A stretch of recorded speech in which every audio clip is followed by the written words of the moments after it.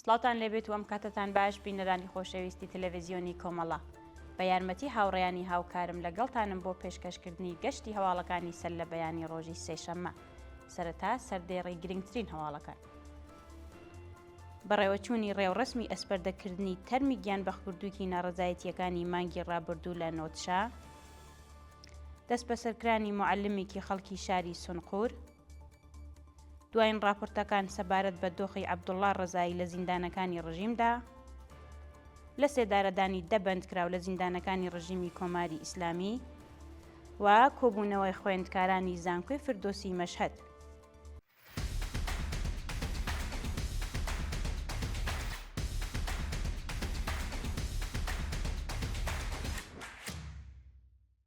بەڕێوەچوونی ڕێوڕسمی ئەسپەردەکردنی تەرمی گیانبەخکردوویەکی ناڕەزایەتیەکانی مانگی ڕابردوو لە نۆتشا. ڕۆژی ڕابردوو تەرمی ڕوبینا ئەمینیان یەکێک لە گیانبەخکردووانی ناڕەزایەتیەکانی مانگی بەفرانباری ئەمساڵ لە شاری کرماشان لەلایەن بنەماڵەکەیەوە ئەسپەردەکرا. بەپێی ئەو وێنانەی بەدەستمان گەیشتوون ڕێوڕسمی ئەسپەردەکردنی تەرمی ئەو گیانبەخکردووە بە بەشداری بەرینی خەڵکی گوندی وەیسقەرەنی سەر بە شارستانی نۆتشە و هەروەها شار و شارۆچکەکانی دیکە لە کوردستان بەڕێوەچوو.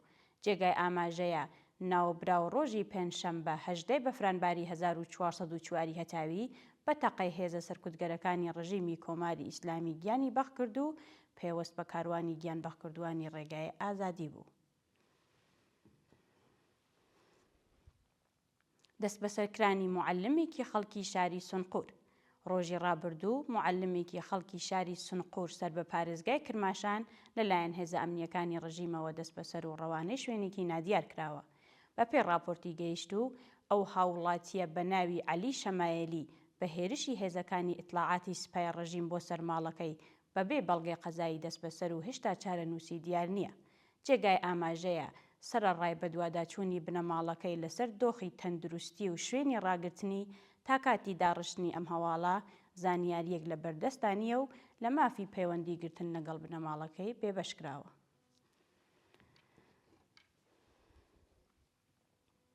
ئازادی کاتی شارومەندێکی خەڵکی شاری مەریوان بە دانانی بارمتە. ڕۆژی یەکشەممە 19 ڕێبەندانی 1404 هەتاوی عەزیزە مورادیان هاوڵاتی خەڵکی شاری مەریوان پاش زیاتر لە 2 مانگ دەست بەسەرکران بە دانانی بارمتەی 500 میلیۆن تمەنی بە شێوەیەکی کاتی ئازاد کرا. بەپێی دوایین زانیاریەکان ناوبراو ڕێکەوتی دەی سەرماوەزی ئەمساڵ بە هێرشی هێزە ئەمنیەکانی ڕژیمی کۆماری ئیسلامی بۆ سەر شوێنی کارەکەی بەو پەڕی تونند و تیژیەوە دەست بەسەر و ڕەوانەی گرتوخانەکانی ناوەندە ئەمنیەکان کرا. شایانی باسە ئەو هاوڵاتیە تا کاتی ئازادکرانی لە مافی دەستڕاگەیشتن بە پارێزەر و دەرمان بێبەش کرابوو هەروەها لەژێر توندترین ئەشکەنجەکانی هێزەکانی ڕژیمدا بووە.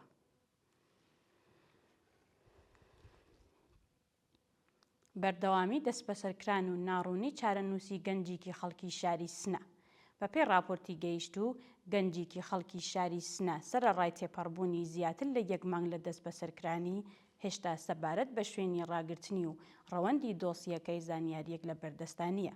سەرچاوەکانی هەواڵ ئاماژە بەوە دەکەن کە ئەو گەنجە بە ناوی ئاکام زەندی ڕۆژی هەینی 19 بەفرانباری ئەمساڵ و هاوکات لەگەڵ دەستپێکردنی مانگرتنی گشتی لە شارەکانی کوردستان و ئێران و هەروەها بەرزبوونەوەی ئاستی ناڕەزایەتیەکان لە شارە جیاوازەکان بەهۆی بەشداری لە خۆپیشاندانی دژ بە حکوومەتی جەنایەتکاری کۆماری ئیسلامی دەست بەسەر و ڕەوانەی گرتوخانەی ئەمنیەتی شارانفەری شاری سنەکراوە. راپۆرتەکان ئاماژە بەوە دەکەن کە ناوبراو سەرەڕای بێبەشکرانی لە مافی پەیوەندی گرتن لەگەڵ بنەماڵەکەی بەهۆی ئەشکەنجەدانی لەلایەن هێزەکانی ڕژیمەوە دۆخی تەندروستی ناجیگیرە و مەترسی لەسەرگیانی هەیە.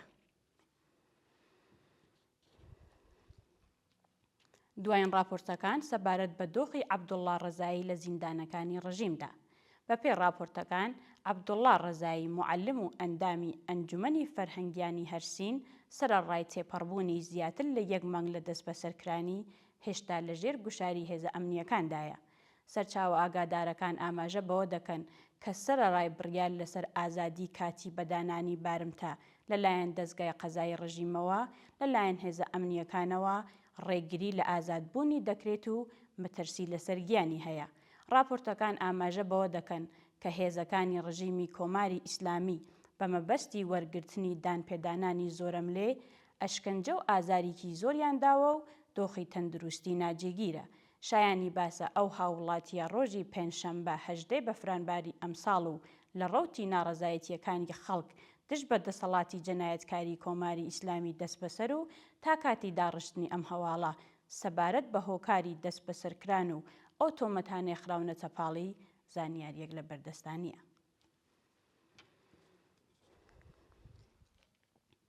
لە سێدارەدانی دەبەندکراو لە زیندانەکانی ڕژیمی کۆماری ئیسلامی.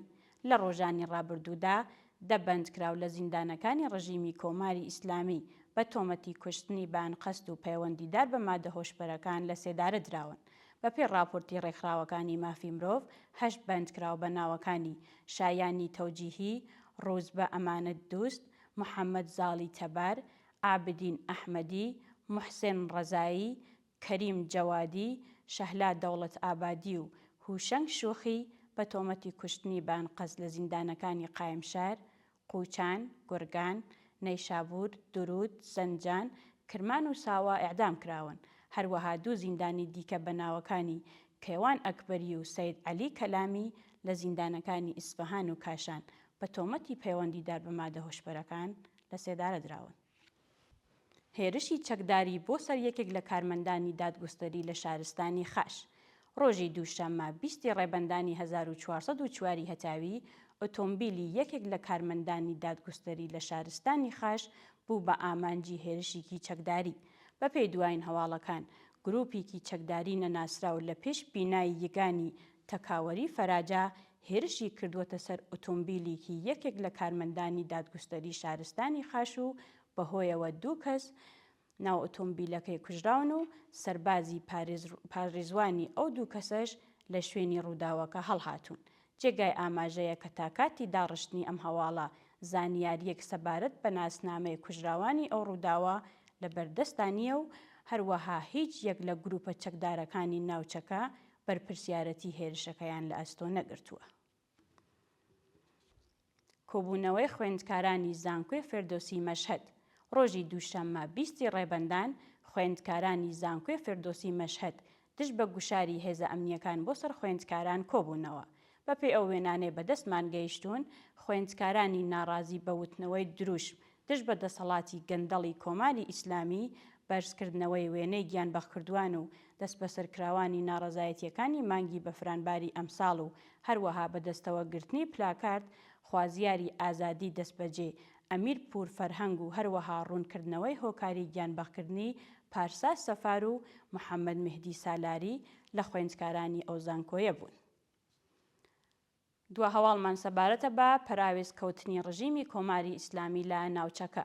ڕۆژی ڕابردوو 8 شەعبی یەکێک لە بەرچاوترین میلیشیاکانی ڕژیمی کۆماری ئیسلامی لە ناوچەکە و عێراق سەبارەت بە ئەگەری ڕوودانی شەڕی نێوان کۆماری ئیسلامی و ئامریکا بەیاننامەیەکی بڵاو کردەوە. بەپێی راپۆرتەکان ئەو گروپە میلیشیایە لە بەیاننامەکەدا ئاماژەی بەوە کردووە کە لە ئەگەری ڕوودانی شەڕی نێوان ڕژیمی کۆماری ئیسلامی و ئەرتەشی ئامریکا بەشداری لە شەڕەکەدا ناکات و یەکلایەنە چاودێری دۆخەکە دەکات.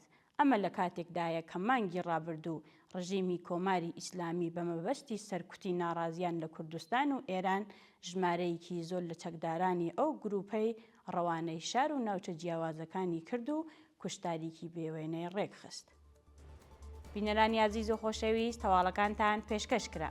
کات و ساتێکی خۆش بۆ هەموو لایەکتان.